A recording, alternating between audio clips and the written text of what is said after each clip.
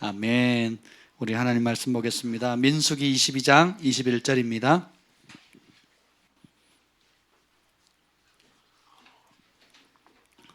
민수기 22장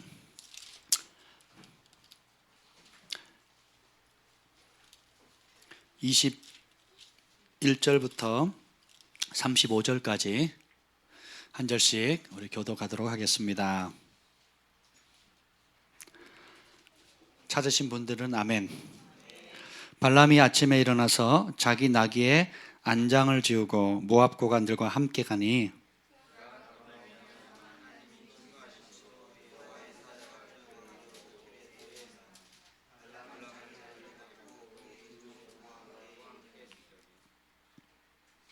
나귀가 여호와의 사자가 칼을 빼어 손에 들고 길에 선 것을 보고 길에서 벗어나 밭으로 들어간지라.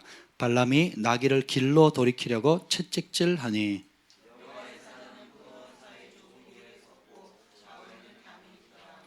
나귀가 여호와의 사자를 보고 몸을 담에 대고 발람의 발을 그 담의 짓누름에 발람이 다시 채찍질하니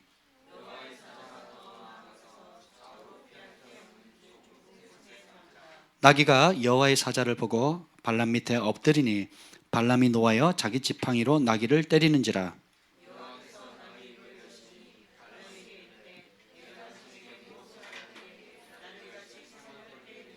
발람이 나귀에게 말하되 네가 나를 거역했기 때문이니 내 손에 칼이 있었다면 곧 너를 죽였으리라.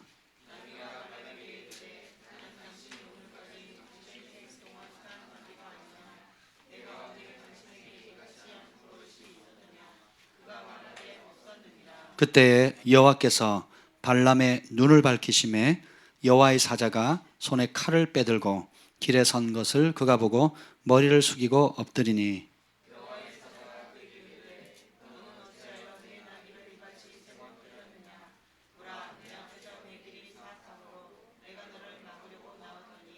나귀가 나를 보고 이같이 3번을 돌이켜 내 앞에서 피하였느니라. 나귀가 만일 돌이켜 나를 피하지 아니하였다면 내가 벌써 너를 죽이고 나귀는 살렸으리라.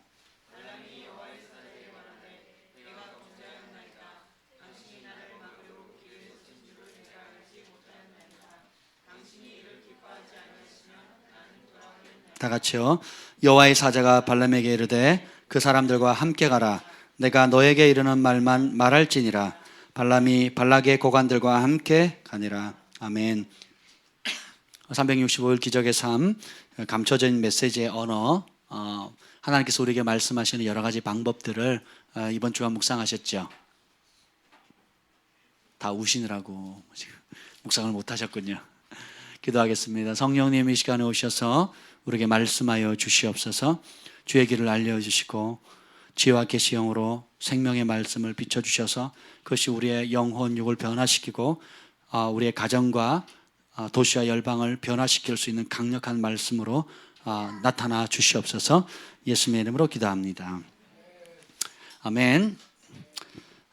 감춰진 메시지의 언어, 하나님께서 우리에게 말씀하시는 여러 가지 방법들을 이번 한 주간 365일 기적의 삶을 통해서 이렇게 보고 있는데 거기서 올라오는 글들이 점점 깊어지는 것 같아요. 카톡에 올라오는 글들 아멘만 달지 마시고 묵상한 걸 다세요. 아멘. 아멘. 근데 아멘 전문가들이 따로 있고 묵상 전문가들이 소수 있어요. 반대로 되셔야 됩니다. 묵상이 다 전문가가 되셔야 되고 이제 아멘은 이제 알아서 이렇게 해야 되는 거예요. 거꾸로 되면 안 돼요. 좀 세 사람만 묵상하는 것 같아요. 요즘 이제 보람이가 껴가지고 우리 승만 형제 또 재한 형제 보람자매 가끔 미령이가 기분 좋으면 하고 그렇게 되어서는 안 됩니다. 예, 여러분 한 줄이라도 올리세요. 이제 아멘이라고 올리면 무효예요. 예, 안 올리면 그 사람 더 나빠요. 그래서 여러분 한 줄이라도 아니면 여러분 읽다 보면 특별히 와닿는 구절 있잖아요. 뭐 예를 들면 순종의 속도가 성숙의 속도입니다 하는 게 은혜가 됐어요. 그걸 써서 올리세요. 그 한 줄을. 예, 이 구절 중에 이것이 와닿았다 그냥 올리세요. 그거를. 이해가 되세요? 예, 그러면 그 자체도 굉장히 은혜가 됩니다. 아멘. 예, 그렇게 꼭 해주시기를 바랍니다. 이제 얼마 안 남았어요. 지금 290 며칠이에요 오늘이? 5일이에요? 8일이에요? 하여튼 7일? 하여튼 290, 365일 중에 얼마 안 남았습니다. 아멘. 그래서 여러분들이 묵상을 하면 좋을 것 같고요. 제가 또 다른 교재를 지금 알아보고 있는데 기도하고 있습니다. 얼마 안 남았습니다. 지금 특별히 제가 이걸 묵상할 때에 그 하나님 말씀하시는 방법들이 얼마나 다양한지 하나님은 원하시는 대로 말씀하실 수 있는 분이세요. 그 대표적인 케이스가 오늘 민수기 22장에 나온 발람과 나귀의 이야기입니다. 되게 재밌죠. 예전에 제가 캐나다에 있을 때 세계적으로 유명한 한 선지자가 미국에 있는 유명한 미국의 손가락에 꼽히는 갑부를 만났대요. 그 어마어마한 천문학적인 부를 가지고 있는 그 갑부를 만났는데, 선지자니까 처음 만났는데 만나자마자 하나님 말씀을 전하래요. 그래서 세웠습니다. 그리고 말을 하는 거예요. 당신은 당신의 집에 애완용 강아지를 키우고 계시죠? 그랬더니 깜짝 놀라네. 그 부자가 자기 집에 애완용 강아지 키우는 걸 누가 알아요? 파파라치가 아닌 이상 모르잖아요. 처음 만난 선지자가 여기는 깜짝 놀라는 거예요. 어떻게 하셨냐고. 그러니까 이 선지자 기분이 좋은 거예요. 그렇지. 기분이 좋아가지고 오늘 뭔 일이 있겠구만. 그래서 기분 좋게 이제 예언을 하려고 하는데 주님이 그러는 거예요. 이 말을 전해라. 여호와께서 말씀하십니다. 그래서 들어요. 뭐라고 하냐면 너네 집 그 애완용 강아지가 너에게 복음을 전할 것이다. 그랬더니 이 선지자가 깜짝 놀라는 거예요. 이 말을 전하라고요? 자기도 그런 적이 경험이 없으니까 이 말 어떻게 전해요? 근데 용기를 내서 두렵고 떨림으로, 이 사람이 안 받으면 어떡하나, 이 사람이 나를 미쳤다 그러면 어떡하나 하고 막 두렵고 떨림으로 전했대요. 하나님께서 말씀하시는데 당신 집에 애완용 강아지가 당신에게 복음을 전할 겁니다. 그랬더니 그 사업가가 하는 말이, 그 부자가 하는 말이 알겠다고 받아들이더래요.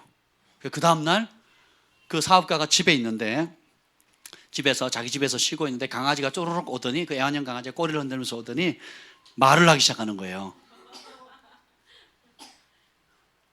나는 한낱 미물인데 하나님을 경외하는 법을 아는데 너는 만물의 영장이라고 하면서 어떻게 하나님 경외할 줄 모르냐고. 할렐루야.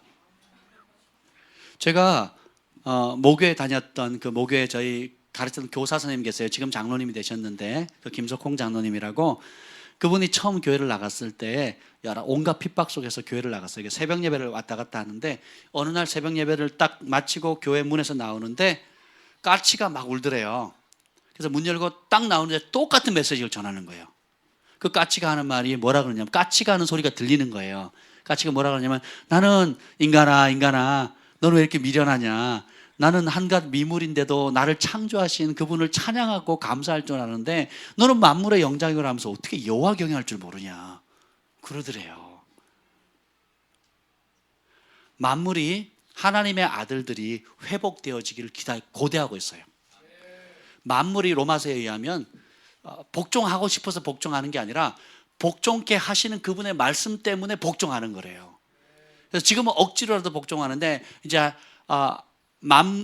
하나님의 아들들이 영광 가운데 우리가 성령 안에서 회복되어지는 때가 되면 어떻게 해요? 피조물들도 기쁨으로 우리에게 복종한다는 겁니다.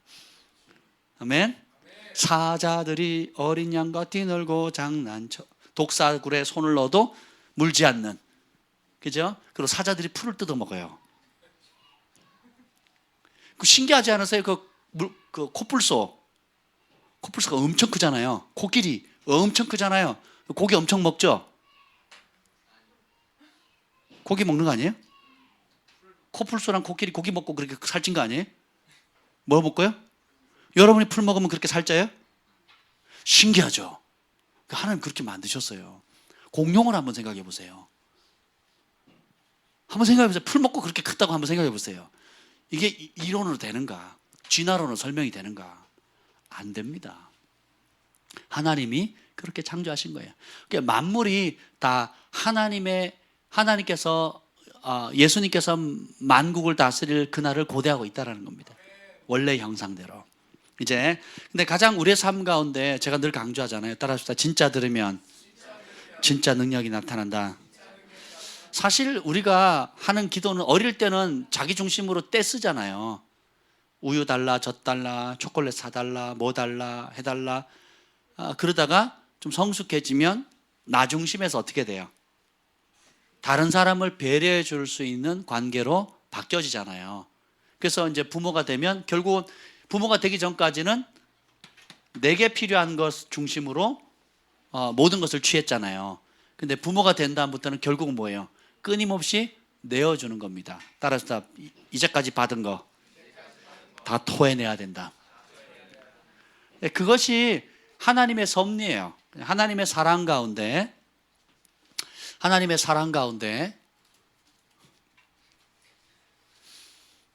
전부 다 시선이 일로 가 있어요.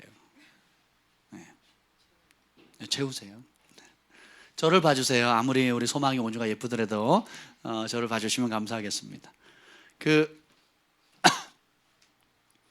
까먹었어요. 뭔 말할지.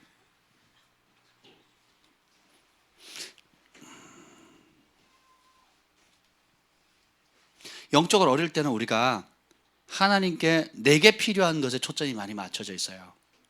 근데 하나님이 어떤 분인지를 알게 되면 저를 보시라니까요. 저를 보세요. 저를. 하나님께 내게 필요한 것에 관심을 받는 삶에서 이제는 어떻게 돼요? 하나님이 무엇을 원하시는가에 대한 관심으로 바뀌기 시작합니다. 저는 내가 어떤 복을 받기를 원하고 내가 어떤 응답을 받기를 원하고 내가 얼마만큼 소유하기를 원하느냐의 관심의 신앙에서 하나님이 어떤 분인 줄 알게 되면 하나님이 아버지 그분이 원하시는 게 뭘까에 궁금해합니다. 왜냐하면 하나님께서 친히 말씀하신 대로 그 말이 이해가 되래요. 내 길이 너희 길과 달라서 내 생각이 너희 길과 달라서 하늘이 땅보다 높음같이 높고 다르다라고 얘기를 하는 거예요. 그래서 우리가 맹목적으로 시키는 대로 해. 네가 뭘 알아? 그렇기 때문에 따르는 것이 아니라 하나님의 길이 최고의 길이라는 것을 아는 겁니다. 하나님의 말씀이 내 생각보다 월등히 낫다는 걸 깨닫게 되는 거예요. 하나님의 방법이 내 고집보다 월등히 낫다는 것을 믿게 되는 겁니다. 아멘. 그렇기 때문에 어떻게 해요? 내가 수고해서 100가지 일을 해서 몇 가지 열매를 맺는 것보다 내가 주님 앞에 기다리고 그분의 뜻을 묻고 그분을 기다리면서 그분이 시키는 그 한 가지 하는 일을 하는 것이 내가 노력해서 잠 못 자고 100가지 일하는 것보다 월등히 낫다는 것을 알기 때문에 기다리는 겁니다. 이것이 지혜예요. 그래서 잠언의 지혜라는 지혜의 어원이 뭔지 아시죠? 듣는 귀라는 뜻이에요. 들을 수 있는 귀. 어떤 사람은 아무리 얘기해도 안 들어요. 이렇게 가면 죽습니다 해도 안 들어요. 그렇게 하면 3년 반 동안 뺑뺑이 돕니다 그래도 안 듭니다. 그렇게 하면 손해봅니다. 그렇게 하면 더 심한 것이 생깁니다. 안 들어요. 그래서 어떻게 안 듣는 사람은 어떻게 해? 미련한 사람이란 거예요. 근데 어떤 사람은 살살 얘기해도 크게 듣습니다. 그 사람한테 말을 조심해야 돼요. 그대로 해버리니까. 그 어떤 사람은 뭘 시키면 세워라 내워라 하는 사람이 있어요. 세워라 내워라 하는 사람이 있고 어떤 사람은요 뭐 한 가지를 시키면 2가지 일을 하는 사람들이 있습니다. 제가 사람을 다룰 때에 또 연합단체든지 뭐 교회를 할 때든지 여러 교회들을 섬길 때에 일부러 이렇게 몇 가지를 던져봐요. 이렇게 툭툭 던져보면 성경에 보면 집사를 세울 때에 먼저 시험해보라 그러고 나오거든요. 그 시험이 부정적으로 뭘 하는 게 아니라 그냥 일상의 소소한 걸 맡겨보는 거예요. 한번 청소 한번 해봐라. 아니면 몇 시까지 나와라. 아니면 요거 좀 달아줄래? 좀 못질 좀 해줄래? 의자 좀 정리해줄래? 그냥 이렇게 맡겨보는 거예요. 아이들 한번 요 시간에 좀 돌봐줄래? 아니면 뭐 언제 집 날 일 있는데 와서 시간 되니? 한번 짐 좀 날라 도와줄래? 이렇게 물어보는 거예요. 어떤 직분자를 세울 때에 자 이제 테스트 기간입니다. 자 요리 오세요. 자 1번 문제는 요거고 2번은 요거고 축하합니다. 9가지를 다 통과하셨습니다. 이게 아니라니까요. 시험은 언제 이루어지냐? 일상의 삶 가운데 이루어지는 거예요. 그 일상의 삶 가운데 이렇게 맡기면 교만한 사람들은요 느려요. 왜 그런지 아세요? 자기 생각이 커요. 자기 생각이 크면 어떻게 돼요? 완고하거든요. 완고하면요 시킨 대로 안 해요. 잠깐만요 목사님, 제가 더 좋은 생각이 있거든요, 이렇게 얘기를 해요. 그래서 그것이 사람에게뿐만 아니라 하나님께도 그렇게 반응을 하는 겁니다. 그러니까 어떻게 해요? 하나님은 믿음으로 순종할 때 기적이 일어나는 거거든요. 근데 기적이 왜 안 일어나냐? 내 고집으로 내가 원하는 대로 내가 원하는 때에 내가 원하는 방식으로 고집하기 때문에 어떻게 해요? 내가 원하는 결과가 이루어질까 말까요? 대부분 엉뚱한 결과가 일어나는 거예요. 그래서 여러분들이 하나님의 길, 하나님의 음성, 또 하나님이 보여주시는 것을 기다리는 것이 굉장히 중요합니다. 근데 우리가 대부분 뭘 하냐? 내가 옳다고 생각하는 걸 많이 버리거든요. 가정이 깨어지는 이유가 뭐냐면 하나님이 시키는 대로 가정을 꾸리지 않아요. 대부분의 가정이 자녀들하고 시간을 보낼 수 없는 이유가 뭡니까? 생계잖아요. 그렇죠? 근데 그 생계가 굉장히 중요한데 그보다 더 중요한 게 뭐죠? 하나님께서 부모가 자녀에게 명령하신 게 뭡니까? 말씀을 주야로 가르치라. 그죠? 자든지 깨든지 아침에 나갈 때 손목 미간에 집안에 붙이고 해가지고 어떻게 해요? 그 말씀을 주야로 가르치라 그랬거든요. 그걸 하면 아이에게 초자연적인 지혜가 열려요. 그리고 가정이 회복되어지고요. 유대인들 보세요. 얼마나 지혜롭습니까? 세계 경제권을 다 쥐고 있잖아요. 근데 그것만 안 하잖아요. 그리고 대부분의 가정들이 뭘 생각합니까? 현실적인 문제 때문에 자녀들에게 돈을 벌어다 주는 게 우선이다라고 생각을 해요. 돈이 중요하긴 한데 우선은 아닙니다. 그것만 해도 여러분 많이 그래서 우리가 주님을 경외한다고 하지만 결국은 뭐예요? 내 방식 아니면 나도 알지 못하게 속에 스며들었던 이미 우리의 부모님, 우리의 할아버지, 할머니, 선조들부터 우리 가게에 흘러왔던 젖어왔던 습관들 있잖아요. 젖어왔던 말투. 안 돼. 시키는 대로 해. 네가 뭘 알아. 그래서 그걸 어떻게 해요? 내가 어머니 혹은 시어머니로부터 배우고 흘렸던 그대로를 그냥 답습하는 거예요. 주방은 이렇게 하는 거야. 청소는 이렇게 하는 거야. 그러니까 그런 것은 분명하지만 하나님의 말씀에 어떻게 해야 되는 것에 저는 둔감해요. 내가 하던 생활의 습관에 대해서는 그걸 어기면 막 화를 내거나 아니면 그것에 안 맞으면 견디지를 못합니다. 근데 그러니까 내 스타일에 안 맞는 것에 대한 분노는 큰데 하나님 말씀에 순종하지 않는 불의에 대한 하나님 말씀에 내가 따르지 않는 것에 대한 의로운 분은 없어요. 그죠? 근데 하나님 말씀을 알게 되면 하나님 말씀대로 내가 행하지 않은 것에 대한 두려움이 생겨요. 경외함이 생깁니다. 그리고 그걸 크게 생각해요. 그래서 전에 크게 생각하고 집안에 일어나던 큰 문제가 이제는 소소한 문제가 돼요. 전에는 별 죄로 여기지 않았던 것이 이것이 하나님 앞에 얼마나 큰 죄고 얼마나 내가 마땅히 해야 될 것을 안 하는 건지에 대해서 깨닫게 되는 거예요. 그래서 전에는 쓸데없는 것에 스트레스 받고 쓸데없는 것에 많이 마음 뺏기고 불평하고 원망했던 것이 사그라들고 이제는 어떻게 해요? 정말 중요하다고 생각하는 그것들을 하나둘씩 깨닫게 되는 겁니다. 그래서 뭐가 제일 중요해요? 사람이 제일 중요한 거예요. 사람이 존중받고 칭찬받고 격려하고 사랑하는 겁니다. 그래서 우리 마음에 기쁨이 없는 건 할 필요가 없어요. 내 안에 기쁨이 없는 것을 의무감 가운데 뭘 할 필요가 없습니다. 교회나 가정생활에 똑같습니다. 그러니까 가정생활이나 교회생활이 분리돼서는 안 돼요. 여러분 교회에서 하는 그대로 하시면 돼요. 가정에 가서 얼마나 좋아요. 형제님, 자매님 좋잖아요. 교회 오면 예언학교 때 무조건 세워주세요. 부정적인 말 하지 마세요. 또 부정적이 보이면 긍정적인 걸 믿음으로 선포하세요. 그러잖아요. 집에서 그렇게 하시죠. 집에서 가면 왜 공부 안 해? 왜 찍어? 똑바로 청소 이게 왜 이 쓰레기 왜 안 치웠어? 분리수거 안 했어? 막 바뀌잖아요. 교회에서는 쓰레기가 분리 안 되면 조용히 분리하잖아요. 그렇게 안 하세요? 왜 주한이 똑바로 분리 안 해? 이렇게 안 하잖아요. 그죠? 교회에서는 화장실 냄새 나면 여러분이 알아서 그냥 처리하잖아요. 조용히 향수도 갖다 놓고 화장실에 있던 그 방향제가 지금 신발장으로 와 있다고 누구가 얘기하시더라고요. 너무 좋아요. 어쨌든 좋은데 여러분 교회가 영적인 가족이잖아요. 집안은 그냥 실제적인 가족인 거예요. 이 영적인 관계와 실적인 관계를 분리되면 그걸 가리켜서 예수님께서 뭐라 그러냐면 외식하는 자라 그런 겁니다. 그게 다르면 갭이 크면 외식하는 거. 화 있을진저 외식하는 서기관과 바리새인들이요 라고 되는 거예요. 이것이 달라져 버리면 교회에서는 마음껏 찬양하는데 집에 가면 마음껏 불평하는 거예요. 교회에서는 뜨겁게 기도하는데 집에 가서는 뜨겁게 열받아요. 이 갭이 커지면 커질수록 주님이 뭐라고 얘기하시냐, 너는 위선자다라고 얘기하는 거예요. 그래서 즐겨 순종하는 사람은 그것에, 그 갭에 대해서 통한이 여기고 하나님 앞에 마음을 토로해야 돼요. 환경이나 상황을 탓하는 것이 아니라 내가 왜 이런 차이가 있습니까? 라고 하나님 앞에 토로하면서 자신을 돌아봐야 돼요. 이게 굉장히 중요합니다. 그러지 않으면 평생 원망하는 삶, 평생 탓하는 삶을 살게 됩니다.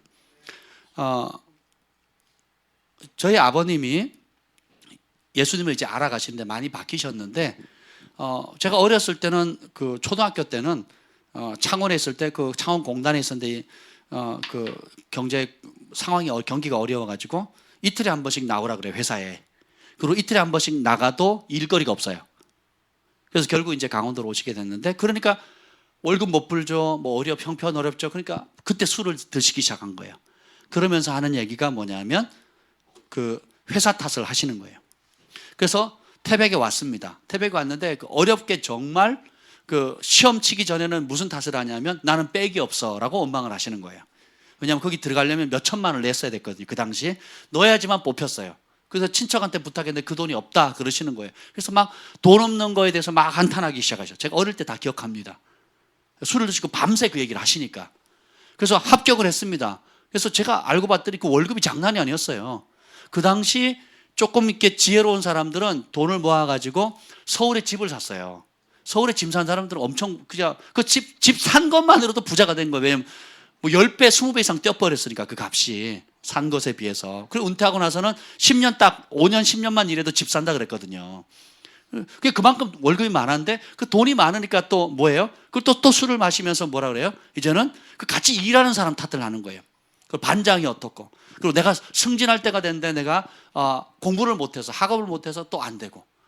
그래서 거기서 그렇게 지내셨어요. 그리고는 다시 울산으로 가셨는데 저희 외삼촌이 굉장히 좋은 자리를 마련해 주셨어요. 근데 이제는 또 외삼촌 탓을 하는 겁니다. 그러니까 다르게 표현하면 뭐예요?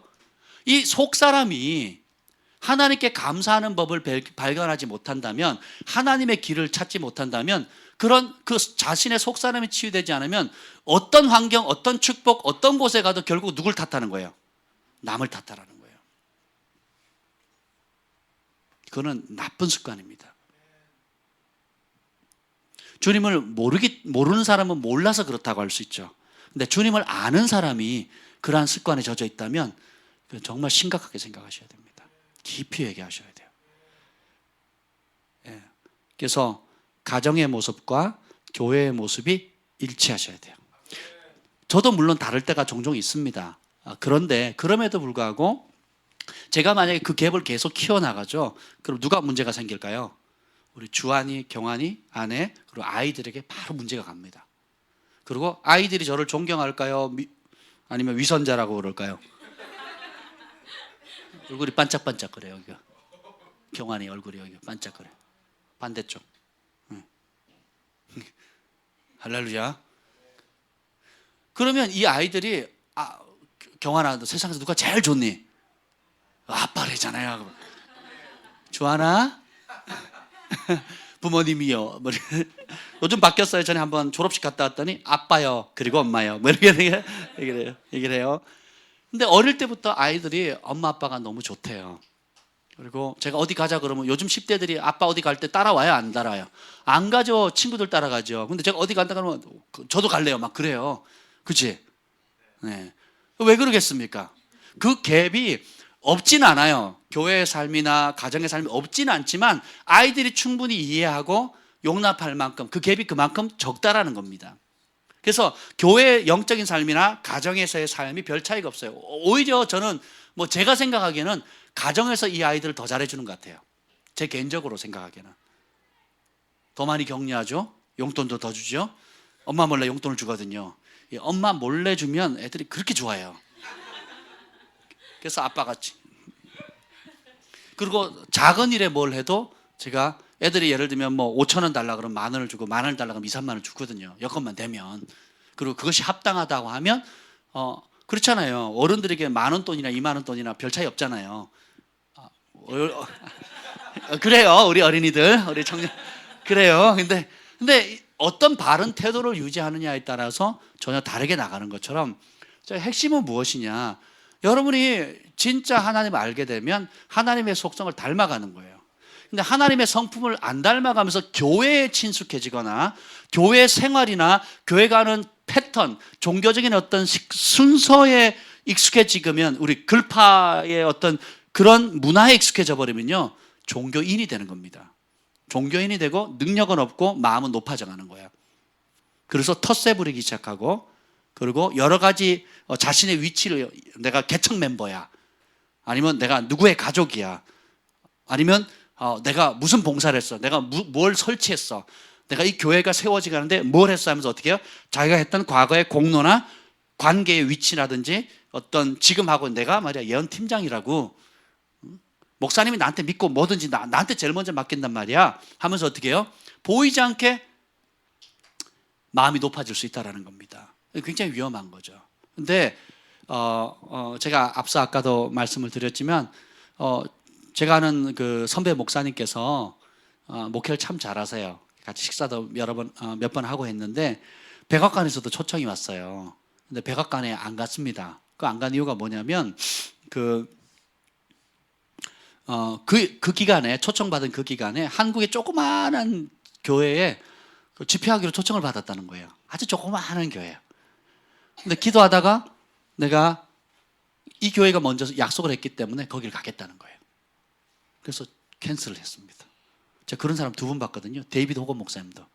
데이비드 호건 목사님도 백악관 초청을 받았는데 취소했어요. 조그마한 교회에 약속이 있어가지고. 그 다음에 가긴 하셨지만 어쨌든, 그리고 그 목사님이 또 오늘 페이스북에 또 똑같은 글을 올렸어요. 자기 아이가, 친자식이 중학교를 단 중3인데 그 친구, 같은 반 친구 여자애가 페이스북을 알게 돼가지고 넌크리스찬이에요. 예수님도 안 믿는 넌크리스찬인데 친구 아빠가 목사님이라고, 특히 북한에 대해서 잘 알고 있다고 해서 페이스북에 글을 남긴 거예요. 너무 바쁘시겠지만 혹시 나한테 시간 좀 내줄 수 있겠냐고. 그분 진짜 바쁘시거든요. 수천 명 앞에서 한국에 내놓으라고는 큰 교회에서도 설교하시고 제주도로 다니고 국내외로 막 정신없이 다니시거든요. 너무너무 바쁘신 분인데 어떻게 했습니까? 여러분 같으면 그 한 아이가, 그 또 자기 자식 반 아이 친구가 한번 시간 내줄 수 있는지, 페이스북 친구예요. 시간 낼 수 있겠냐고. 당연히 바빠서 못 올 거라고 기대했겠죠. 근데 가겠다는 거예요. 가는데 1시간, 오는데 1시간, 또 같이 얘기하는데 3시간, 그래서 총 5시간 반이 걸렸대요. 그래서 그 아이에게 북한에 대해서, 실상에 대해서 3시간 반 동안 얘기를 했다는 겁니다. 피자 사주면서. 아멘. 그래서 그러니까 이분이 많은 사람 앞에 존귀하고 남들이 서고자 하는 그 명예로운 자리에 서는 것만 좋아할 뿐만 아니라 한 사람 앞에 멈출 줄 아는 겁니다. 다시 말하면 사람들이 칭찬하고 인정하고 우러러보는 자리에서만 잘하는 게 아니고, 그냥 지극히 그 아이가 그 목사님한테 무슨 도움이 되겠어요? 용돈을 주겠어요? 아니면 밥을 사주겠어요? 그죠? 아니면 나중에 커가지고 갚는다도 몇 년이 걸리겠어요, 그게. 그런데 어떻게 해요? 그것이 바로 하나님을 사랑하는 사람, 하나님의 마음을 아는 사람, 또 하나님을 경험한 사람들의 태도입니다. 저는 특히 이제 어디 장소를 갈 때 그곳에 가면 아이들 있잖아요. 영유아들, 말을 하는 아이들, 그런 아이들한테 굉장히 제 마음이 많이 가요. 그래서 놀아요, 애들하고. 시간 되면 애들 이름이 뭐니? 막 그러. 너 예수님 봤어? 네. 그러면 좋겠다, 너무 부럽다. 그러면서 예수님이 뭐라 그러든, 그러면 애들이 막 얘기를 해요. 그런 얘기 듣는 거 제가 되게 좋아하거든요. 근데 가는 곳마다 실패한 적이 없습니다. 물으면 다 예수님 봤대요. 어른들이 안 물을 뿐이지. 어른들이 거기에 관심이 없을 뿐이지. 그리고 그 아이들을 제가 축복합니다. 목사님 기도해 줄까? 그러면 되게 좋아해요. 그럼 제가 기도해 줍니다. 처음 보는 애인데. 내 이름은 철수야. 네 이름 뭐니? 이렇게 제가 묻거든요. 그러면 애들이 철수 진짜요? 헤헤 막 이래요. 에이 거짓말 막 그래서, 아니 진짜 철수라니까. 그럼 하하 막 얘네들이 막 웃어요. 막 되게 그래. 네 이름 뭐냐? 그럼 자기 이름 뭐래요? 그러면 그러냐고. 내가 기도해 줄까? 그러면 기도해 줘요. 어린아이들이 내게 오는 것을 금하지 말라. 예수님 말씀하시죠. 그러니까 주님을 알아갈수록 제가 더 어린아이처럼 되더라고요. 주님을 알아갈수록 더 단순해져요. 주님을 알아갈수록 소소한 것에 감사해집니다. 주님을 알아갈수록 부정적인 것은 사라지고요, 긍정적인 것이 보이는 겁니다. 이번에 그 내적치유학교 이제 그 국제 다림줄 강사 교육 그 입문 과정에 이제 저희가 15시간, 실제로는 18시간을 이제 우리가 정말 빡세게 이제 훈련을 받았는데요. 익산에서 하다 보니까 예배팀도 없고요. 어떤 한 분이 피아노 키도 틀려가면서 예배를 인도하는 거 그것도 1시간씩이나. 그저께인가요? 이제 끝나고 이제 저녁에 잠깐 모여서 이제 그분이 있는 곳에 우리가 모여서 식사 후에 저녁에 교제하는 시간이 있었는데 사람들이 막 칭찬해서 예배가 너무 좋았다고, 다른 사람들은 막 너무 좋았다고, 어떻게 그러냐고 막 박수를 치고 막 그러는 거예요. 그런데 그분이 지나가면서 하는 말이, 아니요, 뭐 제가 그냥 평소에 제가 하나님께 예배 드렸어요. 그러는 거예요. 제가 혼자 하나님께 예배 드리는 거 좋아해서 그냥 혼자 예배 드리듯이 했어요. 그러는데 그게 팍 꽂히는 거예요. 진정한 예배는 영과 진리로 드린다고 주님 말씀하셨는데, 키보드 잘 치는 걸로 드리는 게 아니구나, 목소리 좋은 걸로 드리는 게 아니구나, 평소에 내가 하나님을 예배하고 찬양하는 거를 평소 하던 그대로 했다는 거예요. 그러니까 막 그것이 하나님의 임재를 끌어당기는 거예요. 그러니까 누가 사역하지 않아도 주님이 직접 만지시는 거예요. 그래서 5일 내내 예배만 들으면 그냥 눈물바다인 거예요. 눈물바다. 아침마다.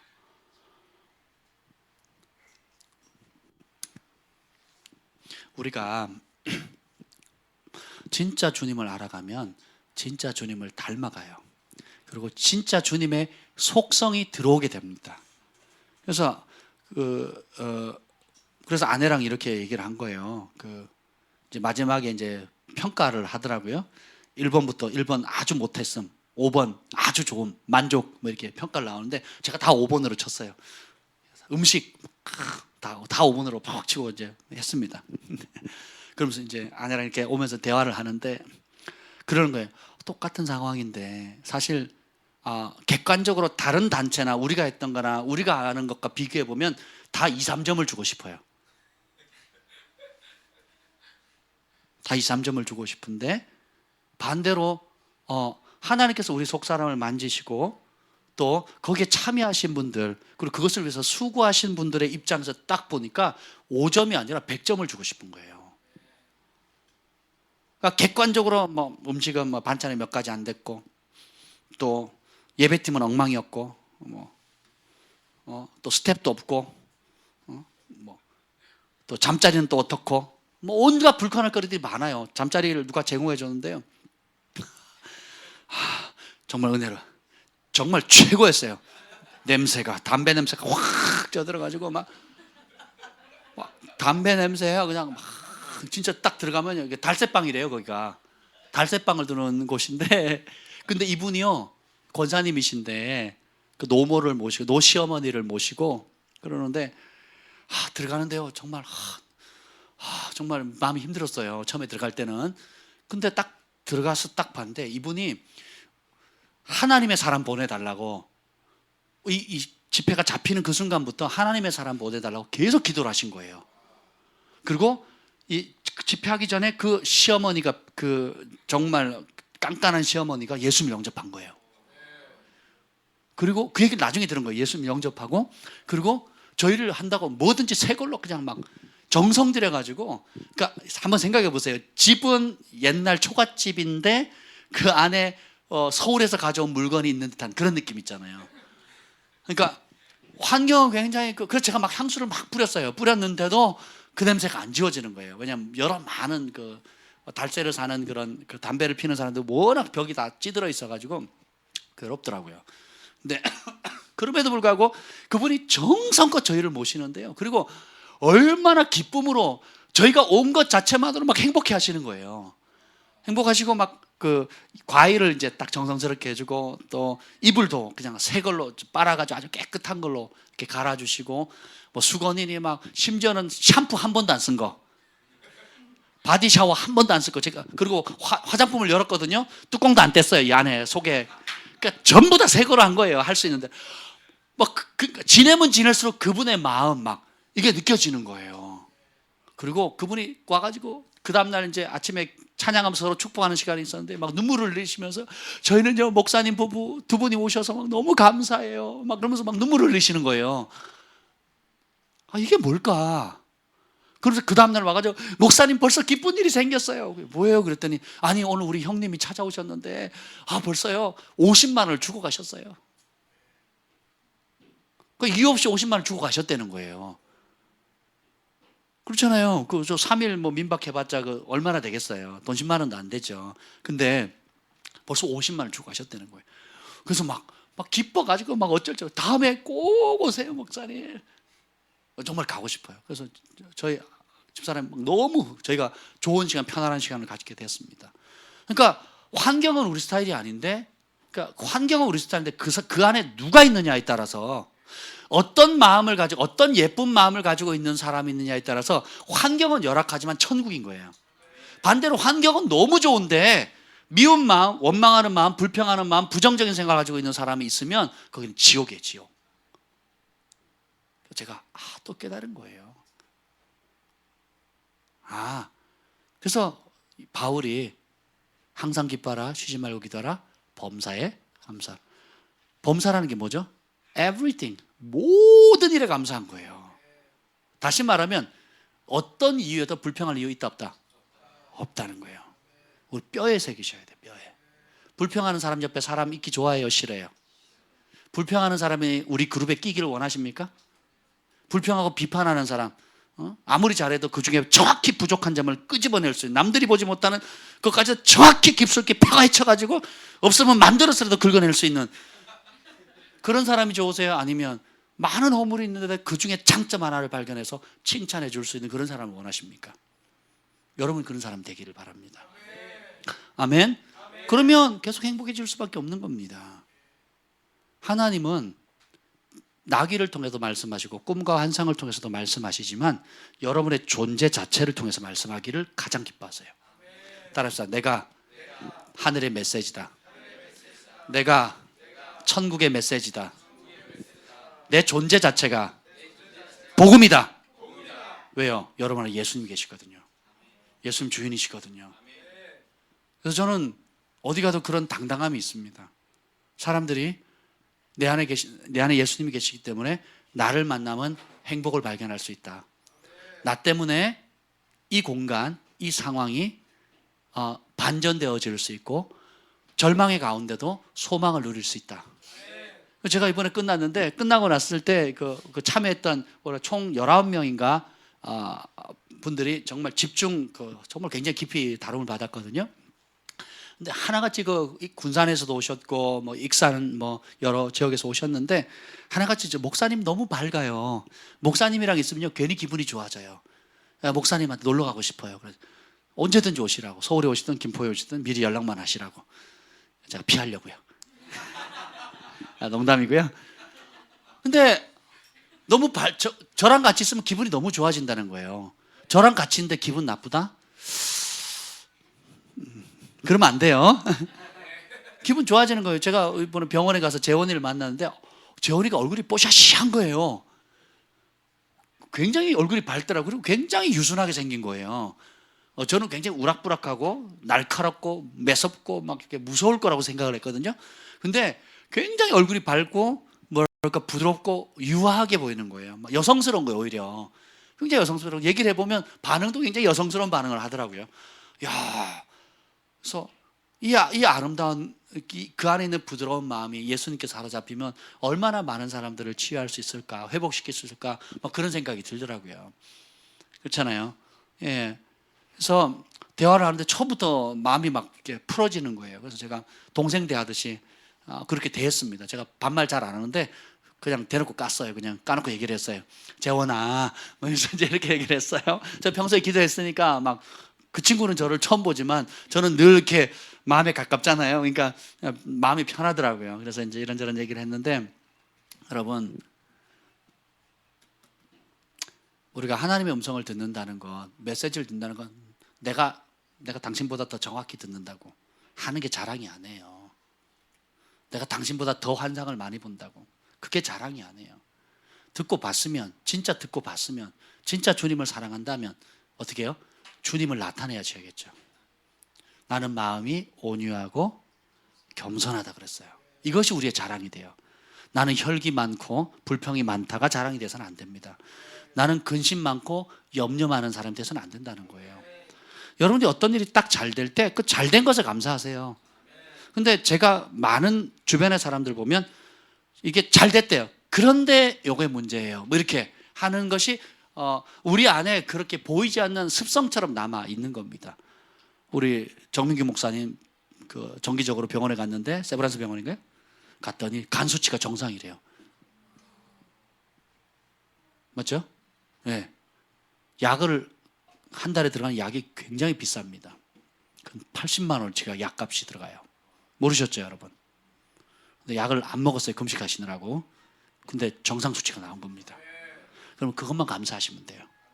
그리고 이전에 환상 가운데 주님이 나타나셔서 치유하시는 것을 보여주셨잖아요. 그걸 붙드셔야 됩니다. 위치만이나 또 스미스 위글스워스나 이런 분들이 공통적으로 가지고 있는 게 뭐냐? 그리고 또 한 명 유명한 그 어느 그 사역자, 최근에 사역자가 암에 걸린 거예요. 그 병원에서는 더 이상 오지 마세요 그랬어요. 근데 본인이 암에 걸렸는데 치유 메시지를 전하는 겁니다. 병원에서 혼을 났는데 치유 메시지를 전하는 거예요. 그리고 뭐예요? 주님이 나를, 내 병을 치유하실 겁니다라고 전하지 않아요. 주님이 나를 치유하셨습니다 그러는 거예요. 주님이 나를 치유하셨습니다 그러는 겁니다. 그러면서 이 투병 생활을 하는 겁니다. 그리고 치유의 메시지를 전하고 다녀요. 주님이 나를, 십자가 이미 2000년 전에 예수님이 그가 채찍에 맞음으로 우리가 나음을 얻을 것이다가 아니라 얻었다예요. 그래서 그것을 믿음으로 선포하면 그렇게 살아내는 겁니다. 그러니까 병마와서 하는 게 쉬운 일이 아니잖아요. 근데 어느 날 주님 돌파를 주신 겁니다. 그래서 완전히 나와버린 거예요. 그래서 어떻게 해요? 또 더 강력하게 치유 권세를 행하는 겁니다. 케네스 해긴 목사님도 그랬죠. 그 선천성 희귀병이 재발했거든요. 근데 주님이 나았다 그러고 이제 씨름하는 거예요. 밤새 사단은 너는 죽을 거다라고 얘기를 했는데, 주님의 말씀, 나는 주님의 말씀을 믿는다. 내 몸이나 상황을 믿는 게 아니라 주님의 말씀입니다. 나았다. 밤새 씨름해서 돌파해서 그 선천성 희귀병 재발한 게 사라져버린 거예요. 할렐루야. 스미스 위글스워스 목사님은 그분이 전할 때 어떤 교회 가서 복음을 전했는데 여자분이 혹이 생긴 거예요. 못 고쳐요. 근데 스미스 위글스워스 목사님이 전한 메시지를 듣고 예수님이 채찍에 맞으면 내가 이미 나았다라는 것을 믿음으로 취한 겁니다. 그 사람들 앞에 간증을 해요. 내가 혹이 나았다고. 근데 혹이 그대로 달려 있어요. 그리고 사람들 앞에 주님이 나를 고치셨습니다. 십자가의 그 보혈의 공로로 나를 고치셨습니다 하고 막 이렇게 다니는 그 사람들이 미쳤다 그랬어요. 저 여자 미쳤다고, 광신자라고 막 조롱한 겁니다. 근데 1년 뒤에 갔는데요, 스미스 위글스 목사님이 갔는데 그대로 있는 거예요. 근데 이분이 자기는 나았대요. 그리고 막 떠들고 다니는 거예요. 스미스 위글스 목사님도 신기하잖아요. 그리고 갔는데 여전히 혹이 있는 거예요. 그래서 세 번째 갔을 때요, 진짜 나은 거예요. 근데 그 2, 3년 사이에 여전히 혹이 달려있고 여전히 이거에 있음에도 불구하고 자기 입술로 하나님 말씀과 일치되지 않은 말을 하지 않기로 결정한 겁니다. 세 번째 스미스 위글스 목사님 왔을 때도 혹이 여전히 달려 있는데 자기는 나았다고 간증하고 다니는 거예요. 그랬더니 주변에 앉아있던 동료 크리스찬들이, 따라합시다, 크리스찬들이 조롱하는 거예요. 당신 광신자다. 그거는 위선이다. 이 사람이 마음 아프잖아요. 나는 주님 말씀 믿고 하는 건데. 그 집에 가서 울면서 기도한 거예요. 근데 사라져버린 겁니다. 우리가 그 때에 대해서는 잘 모를 수 있지만 주님은 분명히 치유하십니다. 어떤 사람은 즉시 치유하는 경우도 있고, 어떤 사람은 일주일 뒤에, 혹은 어떤 사람은 몇 년 뒤에 치유하는 경우도 있습니다. 그러나 분명한 것은 하나님께서 나면서부터 소경된 자가 38년 동안 소경된 사람이 있는데 누구 죄 때문일까? 그랬더니 주님 뭐래요? 하나님의 영광을 위한 거다. 하나님 그렇게 쓰기로 결정하신 거예요. 그래서 38년간 태어날 때도 그랬고, 부모님도 소경이라고 알고 있었고, 동네 사람이 다 알고 있고, 그 도시 사람들이 다 알고 있는 소경인데, 그 30몇 년 동안 그냥 소경으로 지내고 있다가 어느 날 예수를 만나서 눈을 떠버린 거예요. 그러면 이 38년 동안, 30몇 년 동안 봤던 동네 사람들, 부모님, 그리고 그 마을에 있는 모든 사람들, 심지어 그 도시에 있는 사람들까지 하나님이 아니고는 할 수 없다는 그 받으실 영광은 비교가 안 된다는 겁니다. 우리가 단순히 그냥 왜 기도했는데 안 됩니까? 라고 낙심하고 포기할 차원이 아니라는 거예요. 진짜 들으면 진짜 능력이 나타나고요. 진짜 믿으면 진짜 변화가 일어납니다. 그래서 우리는 보이는 대로 행하지 않고 믿는 대로 행하는 겁니다. 하나님께서 여러분에게 말씀하실 때에 하나님이 어떤 A라는 것을 하라고 하는데, 예를 들면 감사해라, 지금 너의 시즌은 감사하는 거다라고 감사해라 했을 때, 하나님 나 다른 건 잘하잖아요. 내가 다른 건 잘해요. 청소도 잘하고 음식도 잘하고 또 아침 일찍 일어나고 또 잘 섬기고 뭐 이것저것 찬양도 잘하고 예배도 잘하고 뭐 다른 건 잘하잖아요. 주님은 이 시즌에 뭘 원하는 거예요? 그냥 감사하는 겁니다. 어떤 사람은 용서해라. 그럼 뭐 얘기하면 저는 설교도 잘하고요, 뭐 기도도 잘하고 예언도 잘하는데요. 근데 주님은 뭐에 관심 있는 거예요? 용서하라는 거거든요. 그것만 빼고 내가 다른 거 잘하잖아요, 합리화하지 말라는 거예요. 그게 뭐예요? 거역입니다. 우리가 자꾸 그래요. 그런 습관이 있어요. 나는 헌금 많이 하잖아요. 나는 봉사 많이 하잖아요. 난 예배 열심히 드리잖아요. 그래서 하나님이 하라는 그 한 가지에 관심이 없고 나머지 내가 내세울 만한 걸로 상쇄시키려고 그래요. 그래서는 안 된다는 겁니다. 그러니까 주님이 그냥 이 시즌에는 그냥 너는 조용히 중보해라 그러면 중보 열심히 하면 되는 겁니다.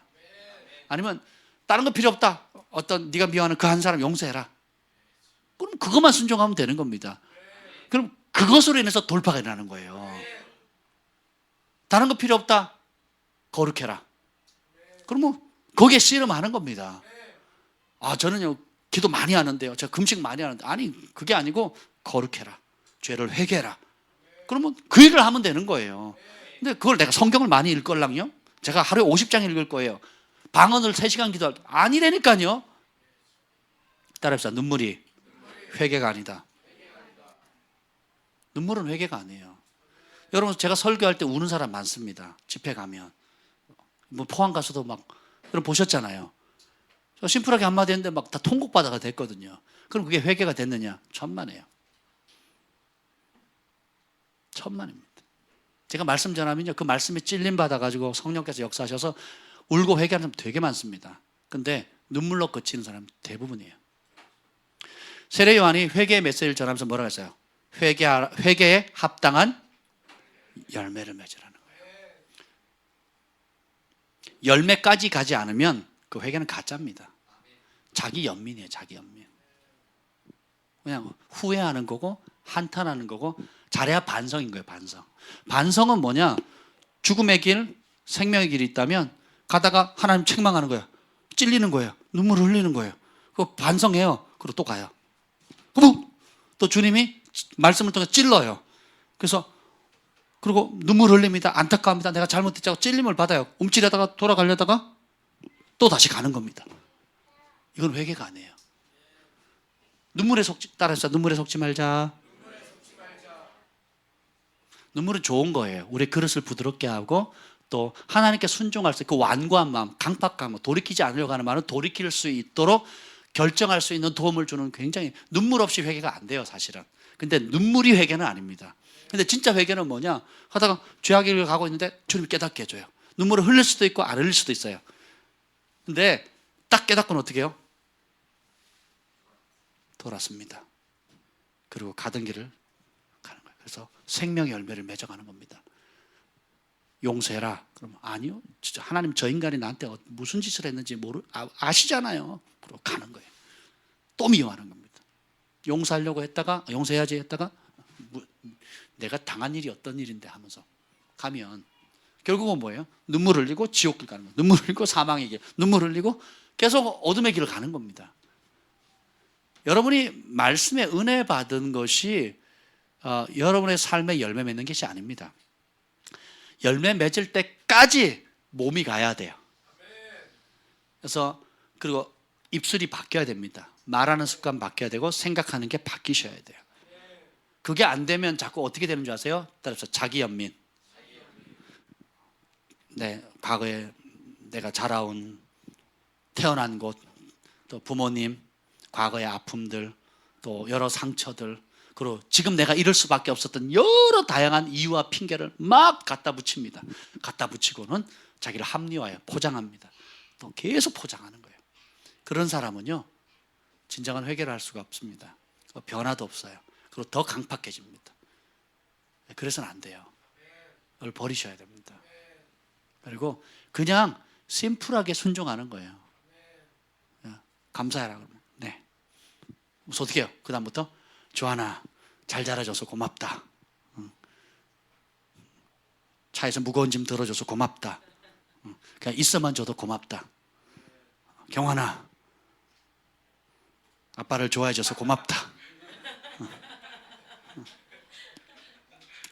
감사한 것 뿐이잖아요. 어머니 맛있는 밥 해주셔서 감사합니다. 소망이 온유, 그냥 존재 자체로 감사하잖아요. 그렇잖아요.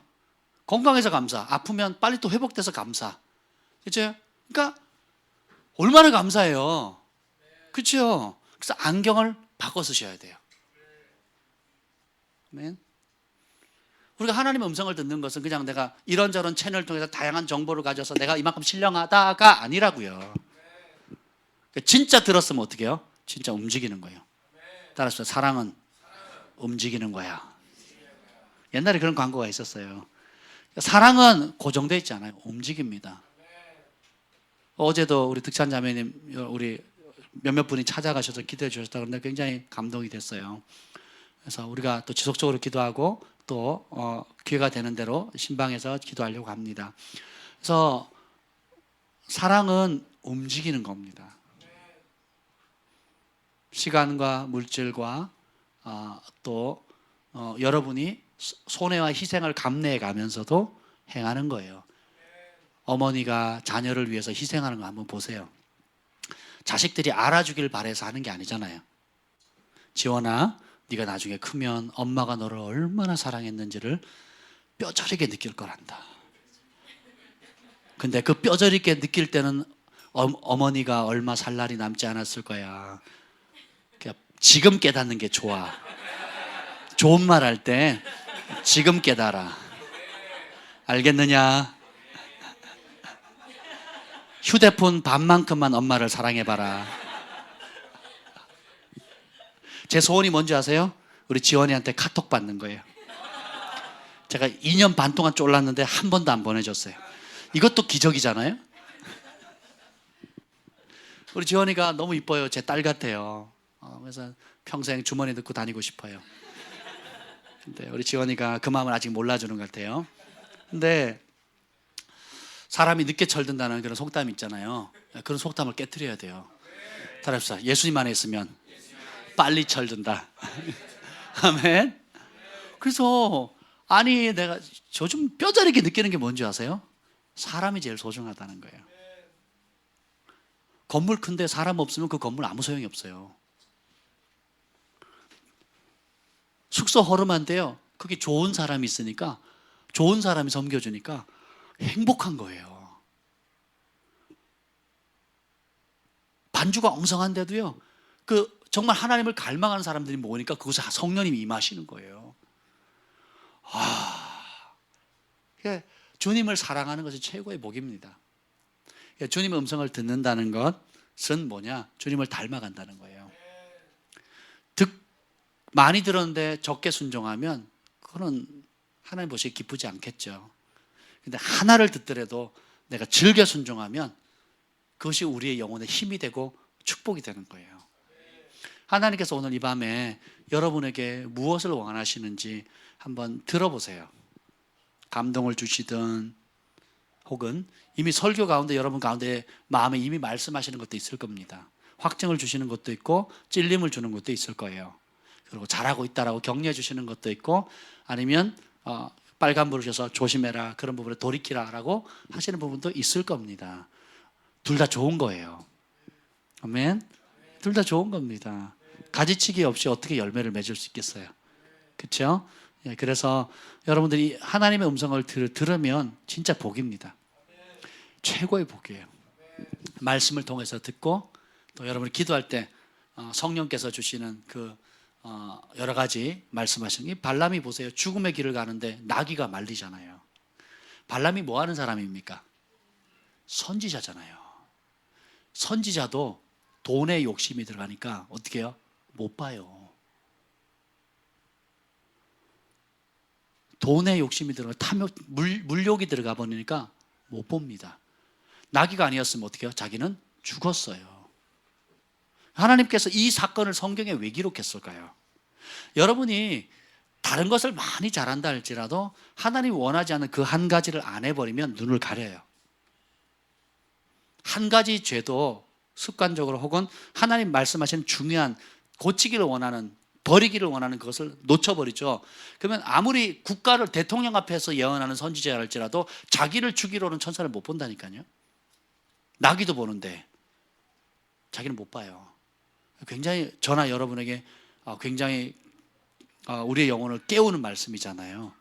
그래서 우리가 하는 여러분의 한 사람 한 사람의 수고 그리고 노력, 헌신들이 하나님 앞에 소중한 향기처럼 올라가는데 그럼에도 불구하고 그걸 핑계 삼지 말라고요. 나는 다른 거 잘하니까 이건 안 해도 되지. 이렇게 하나님 말씀하시는 그 한 가지에 눈 가리고 귀 닫지 말라는 겁니다. 이미 성령께서 여러분 한 사람 한 사람에게 말씀하신 거 있죠. 그것부터 하세요. 그리고 또 영적인 권위자라든지 또 주변에 또 예언학교를 통해서 여러분이 그렇게 알려주시는 거 있잖아요. 그 알려주시는 것이 있을 때 확증이 오잖아요. 그럼 그걸 붙들고 씨름하세요. 그러면 여러분이 쑥쑥 자랍니다. 제가 여러분의 삶을 이렇게 저는 이제 좀 떨어져서 볼 수 있잖아요. 그러면 너무 감사한 게 초스피드로 자라는 사람이 있고요. 또 굉장히 서서히 자라는 사람이 있고요. 가끔은 퇴보하는 사람도 있어요. 그러면 부모가 입장에 제 친구 그의 자녀가 키가 안 자라는 거예요. 어릴 때 병원에서 이렇게 좀 이렇게 뭐라 그러죠? 좀 일찍 태어난 그래가지고 안 자라는 게 있는데 너무 마음 아파하는 거예요. 그래서 같이 기도도 하고 그랬는데 아이가 때가 되면 자라야 되고 또 영향력을 끼쳐야 되는데 성장이 멎었거나 혹은 퇴보하는 길을 걸어가게 되면 굉장히 마음이 아픈 거죠. 반대로 작은 것에서도 즐겨 순종하고 또 너무 열정이 과해서 좀 절제하라고 툭 치면 또 정신 차리고 이렇게 가는 모습들 보면 이쁘잖아요. 그렇죠? 근데 아예 주저앉아 있거나 오히려 뒤로 퇴행해 버리면 그러면 그걸 보면 마음이 많이 아프죠. 그리고 오히려 원수의 밥이 되는 길을 선택한다 그러면 굉장히 마음이 아프죠. 그래서 그걸 위해서 기도하게 되는데, 그래서 여러분들이 하나님 보시기에 정말 그 캐더린 쿨만 여사가 그런 말을 했어요. 하나님은 금그릇을 쓰지 않습니다. 하나님은 은그릇도 쓰지 않으십니다. 그럼 어떤 그릇 쓸까요? 하나님은 항복한 그릇을 쓰십니다. 다르게 말하면 순복하는 사람, 하나님 말씀하시면 예 하는 사람. 캐더린 쿨만을 알아갈수록 신기해요. 어마어마한 치유사역자였거든요. 그 길은 보면 베네인 목사님이 간 건데, 그 캐더린 쿨만 여사가 보니까 2번 이혼을 해요. 첫 번째 이혼은 자기 본 남편을 버리고 사역하다가 눈 맞아가지고 자기가 좋아하는 기름 부음 받은 사역자를 결혼을 하는데 그 사람 결혼한 사람이에요. 그래서 결혼하는 가정을 가지고 있는 사역자를 박살을 내가지고 뺏어온 겁니다. 그래서 잠깐 잘 지내다가 완전히 엉망이 됐죠. 바닥을 쳤죠. 그때 회개하니까 주님이 그 남편을 내보내라는 거예요. 그래서 잡지 말라고, 네가 불법을 행했으니까 원래대로 보내라고 내버려 줍니다. 그리고 자기는 사역자로서 자격이 있어요, 없어요? 없는 거죠. 자타가 공인하게 없고, 또 선천적으로 뭐라냐, 말더듬이에요. 말더듬이. 캐더린 쿨만 그 여사가 한 그 동영상을 보면요, 굉장히 말을 느리게 합니다. 그래서 옛날에는 원래 저렇게 말을 느리게 했나 보다 이렇게 생각했어요. 그게 아니라 보니까 말 더듬인 거예요. 죽는 날까지. 그래서 어떻게 해요? 느리게 오 홀리 고스트 이렇게 하는 거예요. 왜? 말 더듬이니까. 왜냐면 천천히 안 하면 더듬게 되니까, 빨리 하면 더듬으니까. 죽는 날까지 그랬대요. 모르셨죠? 그러니까 그러면서 본인이 그래서 매번 단상에 올라갈 때마다 그 휠체어 일어나고 막 사람들이 일어나고 막 죽은 자가 사는 어마어마한 기적이 일어나는데 단위에 올라갈 때마다 벌벌 떠는 거예요. 그리고 기도하는 거예요. 주님 이 시간에 나와 함께 하시지 않으면 저는 아무것도 할 수 없습니다. 저는 금그릇도 아니고 은그릇도 아니고 나는 그냥 빈 그릇인데 주님께서 쓰시고자 할 때 예하고 항복하는 그릇으로 내어드립니다 하는 거예요. 세상엔 똑똑한 사람, 열정이 있는 사람, 능력 있는 사람 많지만 금그릇, 은그릇, 화려한 다이아몬드 그릇 그렇게 본 차이나 아니래도 주님은 어떻게 해요? 자신의 생각, 욕심, 방법 내려놓고 그냥 빈 그릇으로 항복한 그릇으로 주님 말씀하시면 겸손히 네 순종하겠습니다 하고 따를 그릇을 찾고 계신다는 겁니다. 그래서 순종이 최고의 제사인 겁니다. 하나님은 순종하는 사람 쓰세요. 성령께서 여러분 각자에게 말씀하시는 것, 그 작은 것 하나에 그냥 순종해 보세요. 그러면 여러분이 보이지 않는 자에 쑥쑥 자랍니다. 그러면 주님의 은총이 임하게 되고요, 권위가 입혀집니다. 아멘. 그래서 여러분 우리 함께 진짜가 됐으면 좋겠어요. 진짜 감사하는 사람, 진짜 기뻐하는 사람, 진짜 하나님을 사랑하는 사람, 진짜 하나님이 인정하는 하나님의 친백성, 그러한 모습으로 세워져 갔으면 좋겠습니다. 아멘. 우리 김 목사님 혹시 나눌 거 있나요? 기도하겠습니다. 주님 감사합니다. 오늘 주님이 말씀하시는 많은 통로들이 있습니다. 그만큼 하나님께서 우리에게 말씀하기를 원하는 자상한 아버지심을 배웁니다.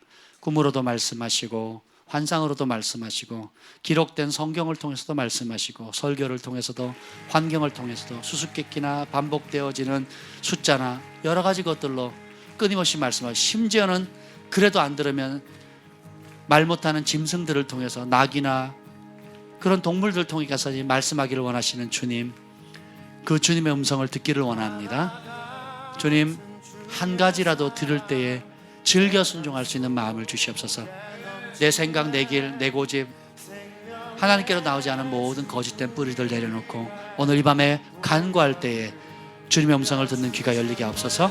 주님의 영광을 볼 수 있는 눈을 열어주시고 그 마음에 감동을 주실 때 기쁨으로 순종할 수 있는 은혜를 주시옵소서.